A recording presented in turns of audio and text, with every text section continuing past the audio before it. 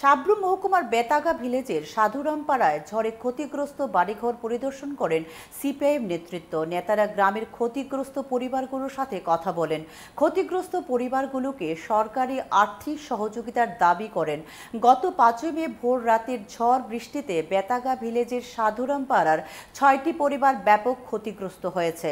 পরিদর্শনকারীদের মধ্যে ছিলেন সিপিআইএম সাব্রু মহকুমার সম্পাদক অরুণ ত্রিপুরা, মহকুমার সম্পাদক মণ্ডলীর সদস্য যাদব দেববর্মা, নেত্রী পাইতু মগ প্রমুখ।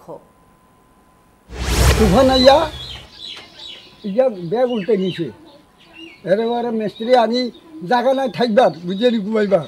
এক রাত রয়েছে কোনো মতে বইয়া তৈয়া বারান্দাতে, এরপরে পাগরে এই অবস্থা খুলি নিছে।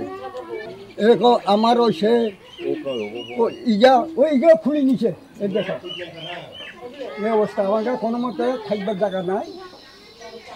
লগে লগে মিস্ত্রি আনি কি করব, বাকি সাক্ষী হাওলার করি। কেউ আইছিল নি? কোনটা আসে আমি জানে না। সরকার কি দিব না দিব, কি চাইব কি দিব।